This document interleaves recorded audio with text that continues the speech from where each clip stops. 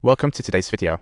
I want a knob as impressive as yours, because I'm getting a little too cozy with a tall guy. Unfortunately, there's no magic in my lack of firearms. I need a gadget to get me out of this awkward shooting dilemma. I want to be as innocent as a child. Plus, an unfamiliar female teacher decided to pay Carl a visit. She had no other agenda but to buy a life-saving gadget. Then one afternoon, a student in the cafeteria knocked over the menu, and the noise sent everyone into a frenzy. Students without guns dove under the tables, while those with guns were ready to pull the trigger. Carl felt like a VIP in a fancy hotel. From humble roots, Carl tasted the joy of wealth. But when he opened the door, Nick was still sleeping like a baby in bed. Gourmet food and beauties left him uninterested. Carl, worried, stared at the gun thinking. A few days ago, they made big bucks at school. Carl wanted to fulfill his brother's wish, but Nick didn't want anything. All he wanted was a bike, a childhood dream.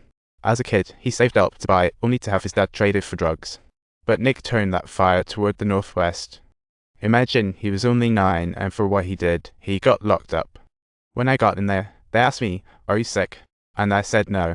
I just wanted my bike, to ride that dream bike from my childhood dreams, and pursue it. That gaping hole in his heart seemed to finally get treated. That bike became Carl and Nick's mode of transport. Nick loved his bike so much he even bought an expensive lock. Was it designed by NASA or something? Yes, it was designed by NASA. Yet before long, after just checking out a mansion in the rich neighborhood, the bike went up. All that remained was a broken lock lying uselessly. Carl consoled Nick. The money could buy countless cars. But Nick replied, "Your gun might come in handy. You don't even know who took your bike." To cheer up his buddy, Carl decided to take Nick to the car market. Feeling a bit off? "Do you want a car? We need to upgrade our ride. A car isn't just a car, it's a symbol of respect." That night, they sat in front of the car, drinking and chatting. Carl said if they made $1 million, they'd buy a big. From then on, they could say goodbye to the slums, but Nick had a different idea. He wanted to buy some land in the countryside and become a shepherd. He was not a fan of people, they are just too complicated. Just like me, you're different. You're right, but many people could lighten up.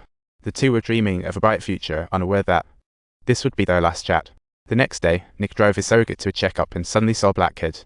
He was riding a bicycle, and Nick abruptly turned the wheel, tailing the kid like a game of chase back to his house. Carl urged him not to rush, reminding him to think of the farm and the sheep. It wasn't worth it for a bike.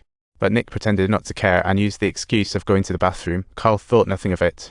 But seconds later, an engine roared outside. By then, Nick had left. Carl rushed over but couldn't prevent the tragedy. Nick sat silently at the door, and all Carl saw was a hammer covered in blood.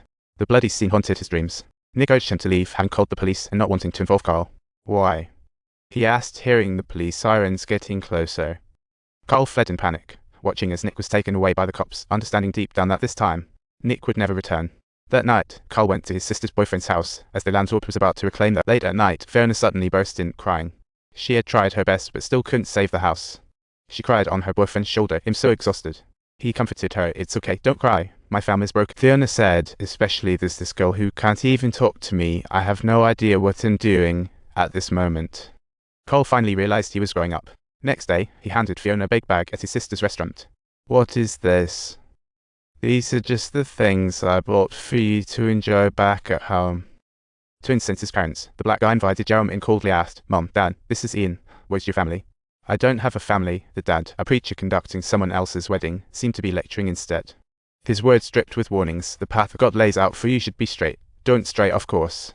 Yet, the young black guy deliberately put his arm around Ian's shoulders, sparkling with, "What are you going to do about it?"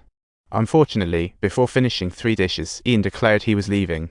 At this all-black wedding, she felt uneasy, especially under keen scrutiny. "Am I your girlfriend or just a man's girlfriend?"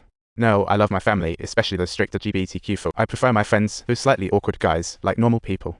They pretend it's like a kiss. But I just want them to totally disagree. Since that's the case, let's add some spice and mix it up." The clan's transformation shocked the crowd. After all, this was the Fairy Club, and Ian's dance captured everyone's attention instantly. The young black guy was utterly mesmerized, growing as green with envy as a fish. And just like that, while Mickey was jailed, Ian and black guy started a sweet romance. Wanting to get straight to it, he proposed dating first.